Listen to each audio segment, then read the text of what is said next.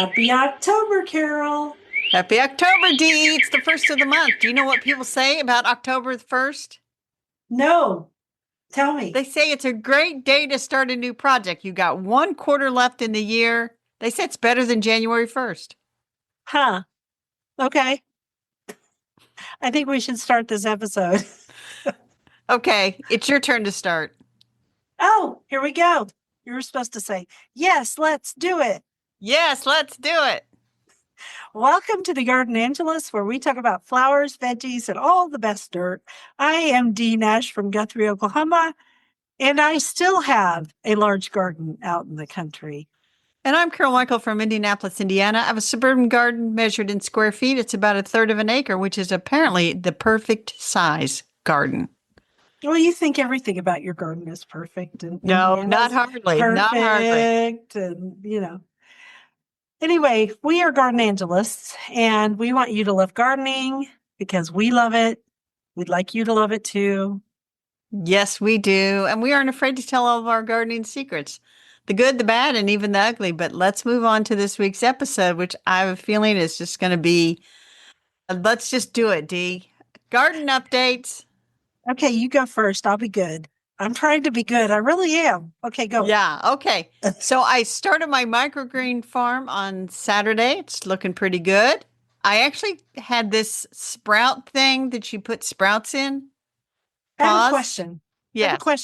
Weren't you already doing the microgreen farm because you were giving the microgreen talk? No, last week I was getting ready to start the microgreen farm because I'm doing the microgreen talk, and then Saturday I started it.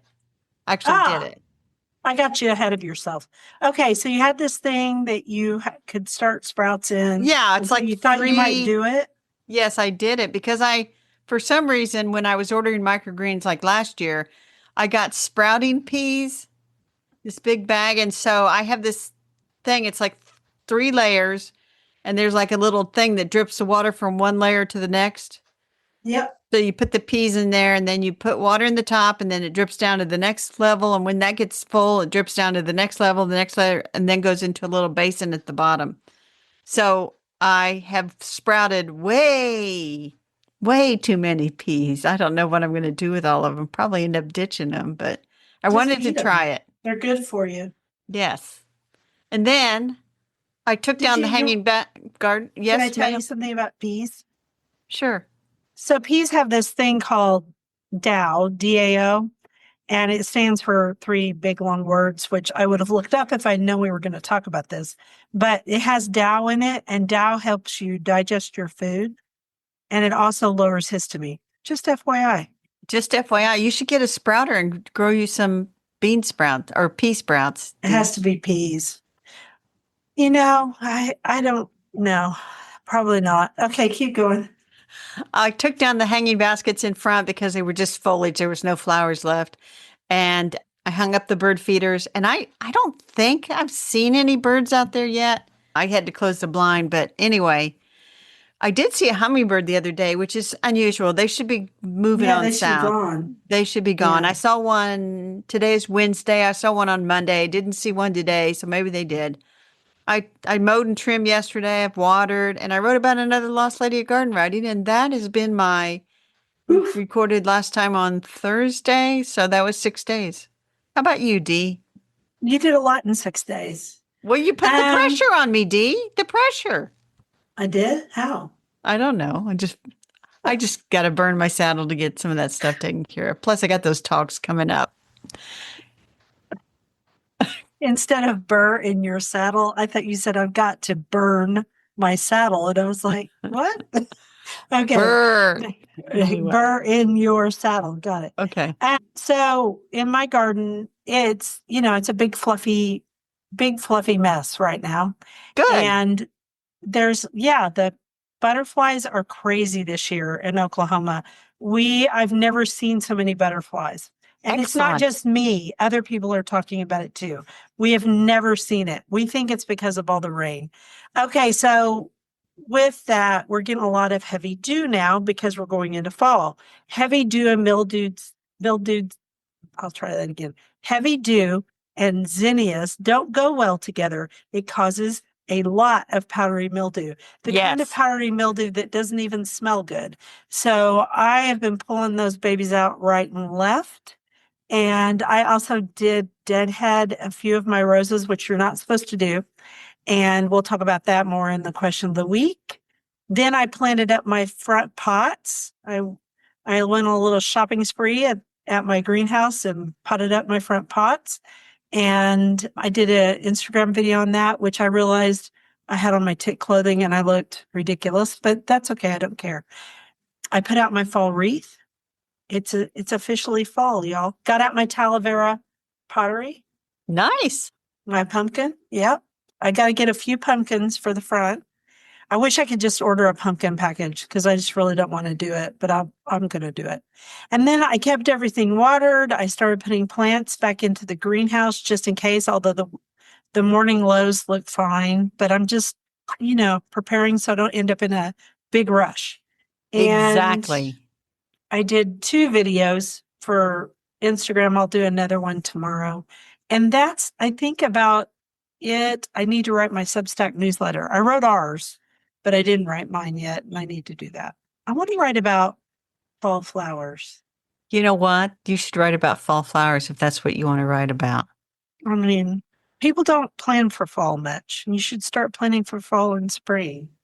So let's talk about some favorites because this would be some hints of some things that you can plant for fall. Yep. And mine is bluebird aster. But I love your favorite too. I have a beautiful picture of those. Tell them your favorite. My favorite is my little toad lilies. And actually they did not like how dry it has been. And or maybe they didn't like that I didn't water them. So I have fewer toad lily blooms than before, but they're always sweet and pretty and they're always such a nice surprise. Yes. My rain lilies showed up too. Don't ask me. There's just some weird stuff that just shows up, but I'm going to talk about bluebird aster just very quickly because I talk about it every year. Is Symphyotrichum leve, which means smooth aster. It's a selection that was found, and a hummingbird just landed on the one as much as hummingbirds land, it landed on the one in front of me out my window and sipped from it. It feeds everybody, from hummingbirds to butterflies to very small pollinators. It's a great plant. Nice. It is nice. Okay. We'll have a picture of both of those in our newsletter. So, in our deer thing from last week, our question of the week. Yes. I have a question for you. Do deer eat toad lilies? I have no idea. I'm going to say they do. You're shaking your head up and down like the yes. Yes, they do. Do deer eat bluebird aster? The smooth one? They don't? Not really, no. That's good. I think it's because it has silvery foliage, but yeah, that could be it. Okay, so question of the week. The question of the week is, when should you trim roses in Oklahoma? Well, the actual question was, hey, can I cut back my roses now? When should I cut them back? And I said, February. This was on Instagram. Then she wrote back and she said, February, that's a long time. And I said, yeah, because it's the end of the season and you really shouldn't cut back roses at all right now because it makes them put out new growth. Right. Like a lot of plants. And so we're getting ready to have a freeze. Not yet, but it's coming up and that'll hurt the shrub. It won't help it, at least, if it has all that new growth on it. So I said, just wait. And then she said, well, but they are big and wild and look terrible. And so in that case, I mean, if they're going to blow in the wind really bad in winter and damage their canes, you can tidy them back if they're in a protected area. Now, this is just Dee saying this. Oklahoma State would say, no, absolutely not. Wait until they're completely dormant, period. I say, it all depends. How about you, Carol? How about Indiana? Well, in Indiana, I would say the time to trim roses would be March, is what I tell people. Because I get that question every spring. And it's February, March. Yeah. Yeah. My youngest sister will always text, can I prune on some nice weekend in February? Can I prune my roses? Not yet. Plus, by waiting and you wait and you see what made it through the winter. I mean, some canes on your roses will die back. Almost always, yeah, I would say so. And what you said about, it forces new growth and then that new growth can get zapped by frost and then you're going to lose it anyway. Yeah. But I would say that's true of most shrubs. Don't prune now. Just leave them alone No, just unless, wait. like if you have dead parts, obviously you can take off dead things, but make sure it's not just dormant. Hmm. And then, or if it's blocking the walkway or creating some kind of tripping hazard, of course you could clean that up. But in general, leave the pruners out of Yeah, your, it's not really time to prune anything. no, no. And And well, it's complicated in Oklahoma now with roses because we've had such mild winters for about 3 winters, and we have more mild than not mild. And so people can't tell now. It used to be February was absolutely the time to do it, but they never go dormant. And oh, so it's more like Texas now. And that makes it more complicated because lately we've been having pretty mild winters, and then in January we get 2 weeks of pure super duper cold, and then it'll just kill everything. So it's complicated, but just don't trim anything right now. That's my advice. yeah, I'd say the same. Now, one thing you can prune, and we don't want to go too down in this rabbit hole, but after we have a frost, you can prune your oak trees. Because they pull all their sap back into Well, and if themselves. you prune them like now, there's insects that transmit that oak wilt disease, and they'll come and transmit that oak wilt disease or the possibility of it. So that is a late fall prune. Interesting. I just print them whenever, but yeah, that's probably the best advice right there. All right. So insect of the week. You brought up the insect of the week, and it's a good one. Yeah, I question all the time about the yeah. second one. Box elder bugs and milkweed bugs, they are often mistaken because they're both like black and white, and they are harmless most of the time. But people see them, and this is one of those things where you do not need to spray these things at all. They are No. fine. They're not going to cause a lot of damage to anything. So leave them alone and let them be. So here, I get the milkweed bug question all the time because people will see the nymphs on their Uh-huh. milkweed plant and they're bright orange and they freak out.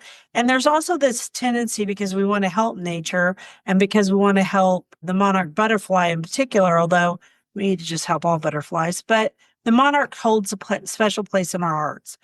And so people think that the milkweed bugs are going to take away from the monarchs. Nope, they're not.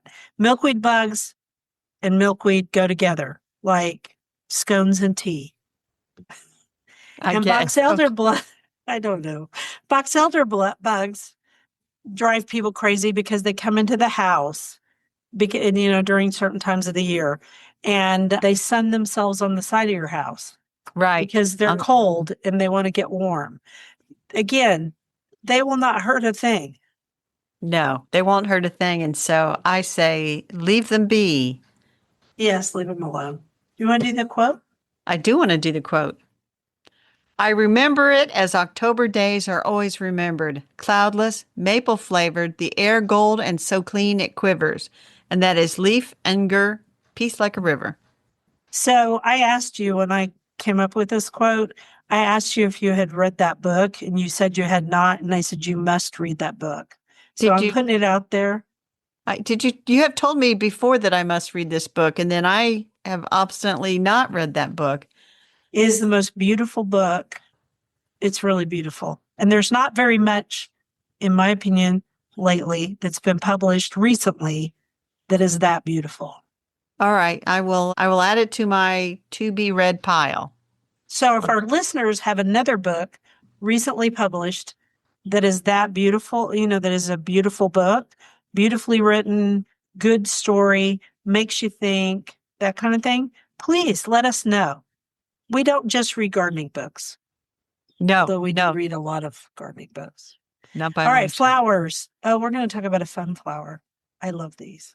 Snapdragons. Yes. Snapdragons used to drive me nuts because we didn't have very good season for them.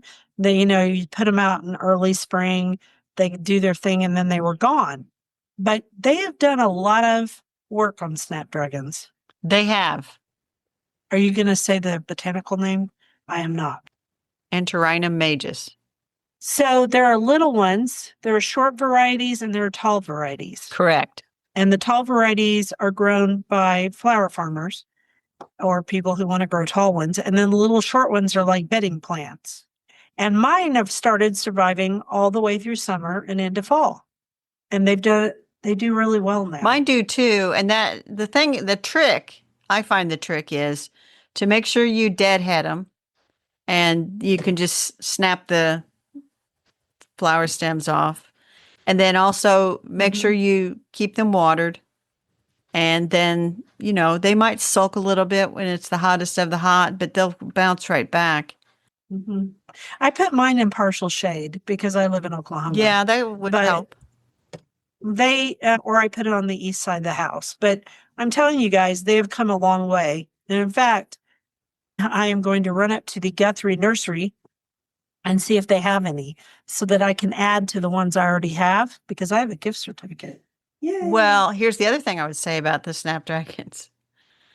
Yes. In the right spot, you can get them to self-sow. If you don't deadhead them. If you don't deadhead and them. You let them go to seed. And I will tell you that out on my patio right now, I have a self-sown Snapdragon that has come up between the cracks, and I've left it just to bloom. It's very interesting to see it. That is interesting. I find that the less I do to my garden, the more I let my garden be, the more self-sown stuff I have. Oh, yes. Both weeds and non-weeds. Exactly. So the other thing I would say is if you are unsure what to buy, go over to the All America selections because they have those double shot orange bicolor. Remember, we grew those. They're so pretty. And then the double shot yellow red heart. That was pretty. I grew that one from We've seed. grown that one too. There's another one called Twinny Peach. I do not think I've ever grown that one. It's from 2010. That's probably why they didn't send it. I have not. Mm-mm. And then they have one called Madam Butterfly, which is a double petal one. That's from 1970, Dee. Now, here's the thing. So Madam Butterfly, it's when I look at the picture, it's gorgeous. It almost looks like a hollyhock in a way. And you can, interesting. They have a lot of places where you can buy the seed. So I'm making a little mental note to get some of these Madam Butterflies for next year. I'll actually make a written note when I review this podcast. Okay. And then the other thing is if you want the tall ones, there's a whole series, which is the Rocket series. And these go back this is 1960. Some of these.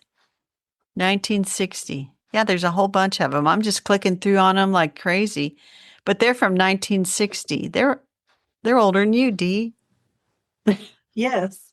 Yes, they are. So, and I'm just a tiny bit older than they are. So there are tons. Go to the garden center, absolutely, and buy them as bedding plants. And make sure you know whether you're getting a tall one or a bedding plant size. And I think there's even something in between. But don't be afraid to start these from seeds. And even though the seeds are teeny tiny little things, they're not so bad to start. They're pretty easy. No, they're pretty easy. I mean, I can't remember if they're one that wants sunlight or if they want to be slightly buried. I have to always look it up, but they're not hard to grow. No, not at all. Not hard to grow. So try some next year, people. I think you would really like them. They are fun. And then the other thing is I found this article called Tracking the Wild Snapdragon. And they talk about how they go out into where snapdragons are native. And where is that?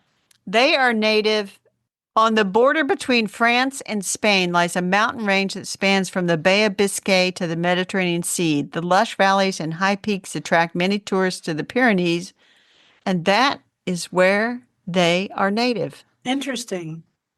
And this is all about genetics. And yes, it's a little deep into the genetics, but it's very deep into the genetics. But it's very interesting to know that even today, when you think, well, all the snapdragons we have are all just hybrids and things that they have developed, that they still go out into the wild to look to see what's growing out there. And they kind of refresh the gene pool in a way Mhm. so that they can do a better job with hybridizing. I just thought it was interesting. It is interesting. Very.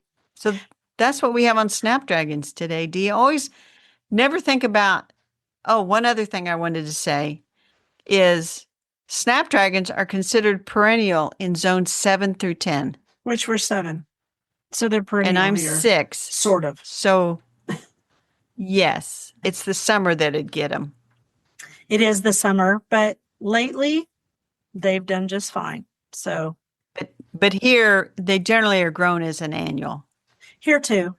And it's usually And a now, short every once in a term. while, there was a while, several years ago, somebody, I saw what somebody had labeled as a perennial snapdragon, and I tried it, but it was no more perennial than any Any other of the one. others. Yeah. Not for 6. Yeah. So, anyway, now we can do a quote and talk about vegetables.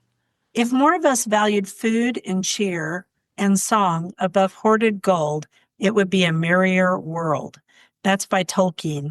That had to have been said by like one of the hobbits, like Mary. It has to have been because it's true. Yes. Megan yes. and I, my daughter Megan and I were talking about that on the phone today in a different way, but sort of the same thing.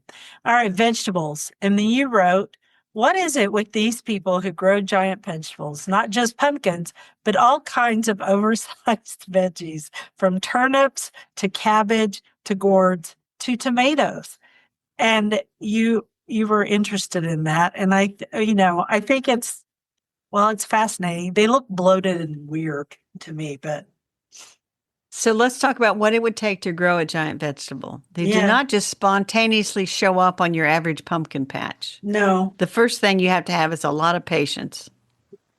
yes, And then you need the right genetics. So you have to buy certain seeds. giant pumpkin. Yes. And some of these seeds, like if there's I think the world record pumpkin now is up to like 2,600 pounds.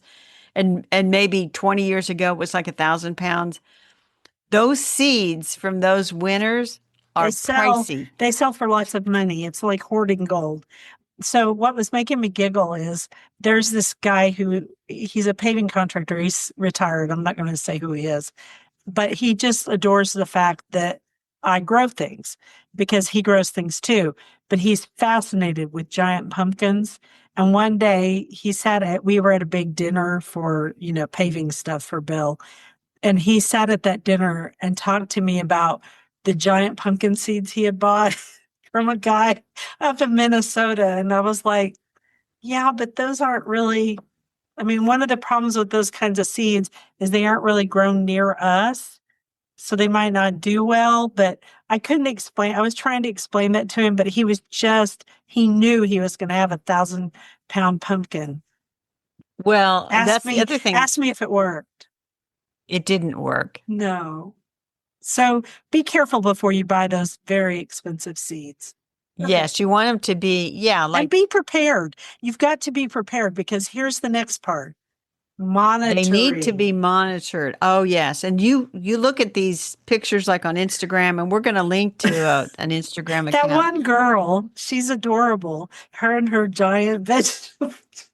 Well, you look at these and, first of all, you have to monitor. And when you've got a bloom that is pollinated, because if it's not pollinated, it might just start to grow pumpkin and then it's done. It won't continue to grow. Mm-hmm.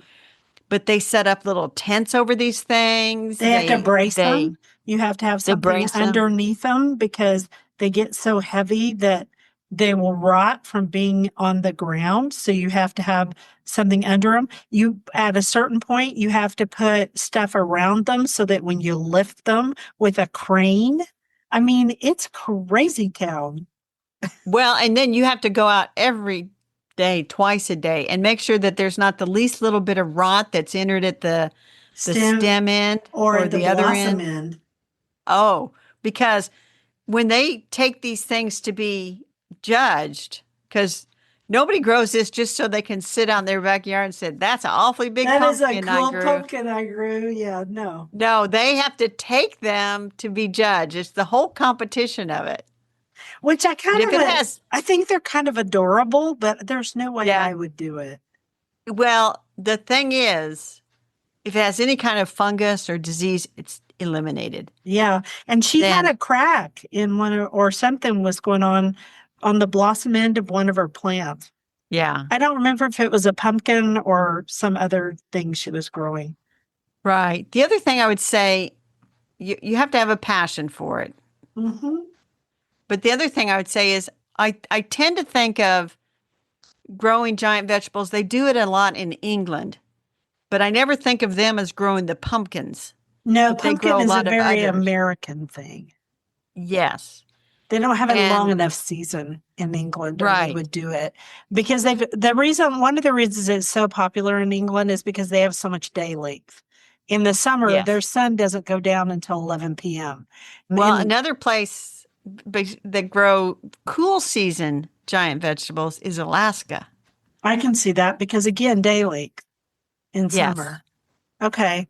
But then you've got to also have money to get that plant from point A to the judging center. Yeah, and they take It's these a pretty fur expensive. distance sometimes Yeah. to yeah.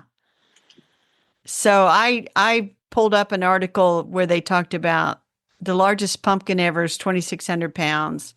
There's giant watermelons, a watermelon weighing 350 pounds, That's and just that's like all disgusting, water. but okay. 100-pound cabbage. No. Okay, how about the longest carrot ever grown was how long, Dee? I have no idea. And 20 feet. you'd have to build a great big huge box to grow it in. Exactly. I don't know how you would grow a 20-foot thing. And then tomatoes are in on the deal, Yeah. No. and then zucchini. Somebody grew an 8-foot long zucchini, Oh my gosh. and No. then leeks, beetroots. I'm just going through this list. Turnips. Somebody grows turnips. I've seen them. Giant cauliflowers and broccolis, onions, Mhm. peppers. There, if you can grow a vegetable, you can grow the biggest. Yes. Even corn. Okay, that I don't know how they do that, but I made a lot of fertilizer. Corn likes Yeah. fertilizer anyway, so Well, it's here's a corn grass. stalk that somebody grew that was 20 feet. Okay, I can see a 20-foot corn stalk. Seriously. Some of those fields have very tall corn stalks. But anyway, Even a pea. so Peas. is the woman that we both follow, is her name Pumpkinista? Is that the one on Yes. Instagram? She's Pumpkinista kind of in Maine. adorable. A lot of times it's men who grow these giant vegetables, Yes. but she grows them and she doesn't just grow pumpkins. She grows giant everything and she's really funny. She's got a great Yes. sense of humor about it. Because she knows it's not the normal thing to be growing giant vegetables. No, and she's got a lot of followers. 19,000. That's pretty good. Yes. But anyway, are you tempted to grow a giant vegetable, Dee? How many times have I said no during this little segment? A lot. No. I just want to know if we changed your mind. I'm not tempted to grow a giant I did good to of grow any anything. vegetables at all with the deer in my neighborhood. Now, at one time, I thought I'd grown the world's tallest dandelion, I remember those posts from way back. but I was halfway there. Let's just say at 3 feet, I was halfway there. That's a big dandelion, though. 3 It feet. was just like the flower stalk. It just came up through the spruce, and it just to get to the sun, it just had to It keep just growing kept and growing growing and growing. Yeah. But Crazy. that's a shocking thing when you round the corner mowing and you're at eye level with a dandelion. But somebody grew a 6-foot one, is what you're saying. Up in Canada, there was one. I kind of think you don't purposely grow a giant You don't think? dandelion. But you know what? No. When you have a 6-footer, you call the Guinness Book of World Records and you say, I have a 6-foot dandelion. How am I doing? Yeah. It's kind of like those giant trees, like Yep. specimen trees. You are never going to grow that in your lifetime. But if you happen to own one, you're Yeah. gonna. I'd call them for it. Yeah. All right. Your turn to quote it. Okay, this is from Falling in Love with October. Leaves descending to the ground, orange, magenta, green, and brown. The cool, crisp breezes in the air. Autumn season must be here. Charmaine J. Ford. I'm telling you, it's still hot here, Dee. It's hot here too, but I keep hoping that it'll. It's I mean, cool in the morning, yeah, but the it's hot. mornings. Yeah, the mornings are really nice. And, oh, there's a monarch outside. Sorry, distracted. I'm telling you, it's Butterflyville here. It's been the best butterfly season of my entire life, and I have no idea why. I don't think anybody does. If somebody in Oklahoma listens to us, knows why, please tell us. Carol, I don't have my book in here, and I have 2 copies. I've got it. So I should. I know. It's in the kitchen. Essential Guide to Perennial Gardening from the American Horticultural Society. And this is a lovely reference book, Dee, that they have provided. It's from our friends at Quarto from Cool Springs Press. Yeah. And we asked for review copies, and for whatever reason, they sent us 2 each. But anyway, so guess who the Cool Springs editor was? Jessica Walliser. So you know it's probably pretty good. It's really good. Yeah. They have, it's not just like a list of all the different perennials that you can grow, and it's not even an exhaustive list of perennials, but I'd say half the book is a list of some very excellent perennials. And then the front part of the book, though, is all about growing them. Yeah. And designing with them. And so and it's by American Horticultural Society. So there's not really an author. Yeah, we talked about that when we. And that's like, and I tried, there's photo credits, but I can't find writing credits. So the chapters are, chapter 1 is Your Piece of the Planet, Understanding the Climate, Soil, and Conditions that Make Your Garden Unique. Yeah. Assess your garden before you plant. Good idea. Your garden is an ecosystem, making space for living things, big and small, to thrive. Chapter 3 is Finding Your Garden Style, Tools and Tips for Making a Beautifully Designed Garden. Chapter 4 is Populating Your Garden, How to Shop and Propagate Beautiful Plants. 5 is Putting plants in the ground, How to Prepare and Plant Your Garden. And 6 is Keeping Things Going, Maintaining and Troubleshooting Your Garden. And so really, this is like a step-by-step. And you could, if somebody has just discovered gardening or they have a brand new place, I would put this in their hands and say, before you plant your perennial border, read through this book, because it kind of takes you step by step from evaluating your situation all the way until you can start picking out plants. And then, they've got it also focuses a lot on natives. Yes, and they're very specific. This is a very specific book because lots of really famous people wrote for it. And it specifically says perennials native to North America, because that's always a question. Where is it native to? Yes. Yeah. So it's a pretty cool.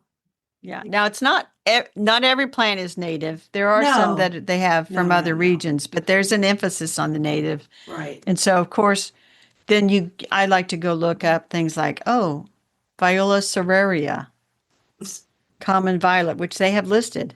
Well, of course they do, because it's a great ground Not cover. as a weed. It's a great ground cover.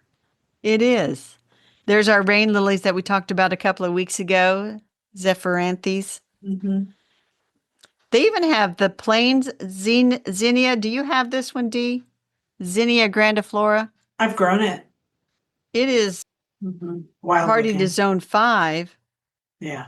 And it's native to Central North America. I have never really seen that, but I am now quite interested in Zinnia grandiflora.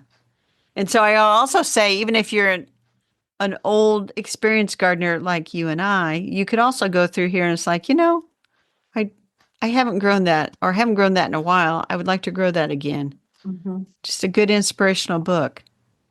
So rather than me sit here and read the book for you, let's just tell you one more time, Essential Guide to Perennial Gardening from American Horticultural Society. If you're going to have some essential books on your bookshelf for your garden, this would be a good one to add. Yeah, it would. It's a really good book. There you go. That's the book. Now the quote. October had tremendous possibility. The summer's oppressive heat was a distant memory, and the golden leaves promised a world full of beautiful adventures. They made me believe in miracles. And that's by Sarah Guillory from the book Reclaimed. Nice. I just like the quote. All right. So dirt. And then We have two pieces of dirt. So last week we teased that I had written this blog post and you said, we'll talk about that on the podcast. Mm-hmm. But I wrote this post and the title is way too long. What you do when the first frost of fall arrives tells us a lot about how you garden. And so I assume it's about whether you clean up or don't clean up. And Do you panic? no, not anymore. Do you party? Yes. Because I'm tired by the end. Yeah. Do you plan for the first Not, frost? no. Well, I mean, yeah, I guess. I take all my stuff indoors. Do you pretend like the frost didn't happen and just keep going? No. Do you pause and ponder? Sometimes. Okay. I think you're a kind of a pause and ponder. To me, the party person is the person who's like, okay, it's done. They go inside and they don't even think about it again until no, spring. I have to think about it because I have to do some stuff before. You do pause and ponder and you plan a little bit. Because we got to plant bulbs for one thing. Yes. So that's one thing you have to figure out what you're doing and where to go from there. And then you have a second one called Gardening is Good for You from Martha Stewart. Explain that one to me. So there's this article and it came out in July. It says what 30 minutes of gardening does to your body according to exercise scientists. So it can improve your heart health, boost bone strength, and help prevent serious diseases. Spending time in green spaces for at least 20 minutes helps reduce stress and improve your mood. Yeah, they call it gardening can also stay. You know what the kids call that? They call it touching grass. Nice. Yeah. I've had 3 young people say that to me lately. Gardening can also help stave off loneliness as well as promote healthier eating habits by providing access to fresh vegetables and herbs right from your own backyard. And so I just thought that was fun. And if anybody says you're spending too much time in the garden, it's like, no, I am just improving my health. Yeah, you're touching grass. The other part of that is we know that from the blue zones because almost all of the blue zone people are those areas, they all garden. So we knew gardening was good for us. Yes. And I don't know where I saw it, probably on Instagram. I think but Martha, how old is Martha now? Martha Stewart talked about, she's in like 84. Yeah, I'm going to miss Martha when she's gone. Well, she had something about her morning routine. Oh, yeah? What was that? She gets up between 4 and 4:30. I'm just kind of at the top of my head. She reads the entire New York Times cover to cover, the paper version of it. Right.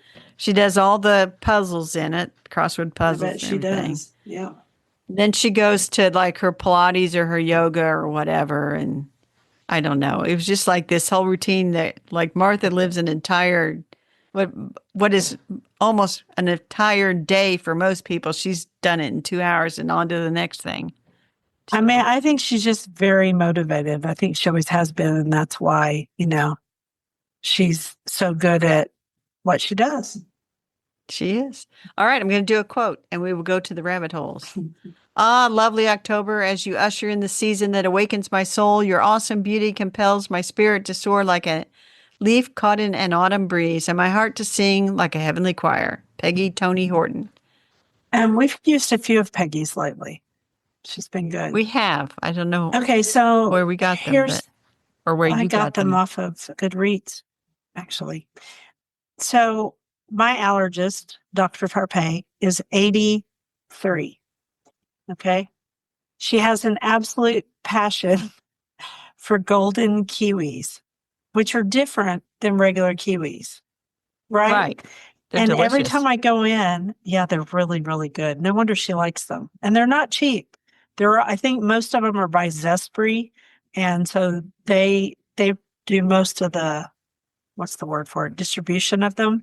And they're pricey. You get 4 for a lot of money. They're heavy in vitamin C. They're heavy in fiber. They're just really good for you. And they taste delicious. And you can eat them right out of the little fruit with a spoon because they're easy to eat. Just take the top off and scoop them out. Scoop. Yes. So every time I go, she says, I want to talk to you because she cracks me up. And she's from, is it Hungary? No, she's from far away. And so I laugh every time I come in because I know we're going to talk about golden kiwis, and we do. And she asked me, can we grow them here? She goes, I want a greenhouse and I want it just filled with golden kiwis.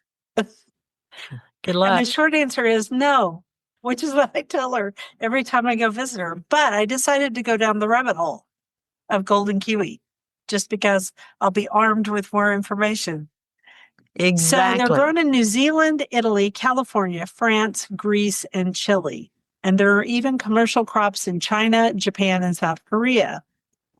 None of those places are like Oklahoma in any way No, whatsoever. not a bit. And not a some of bit. them, like New Zealand, would be winter when it's summer here. So that explains why they grow a lot of kiwis. And kiwis, people from New Zealand are even called kiwis.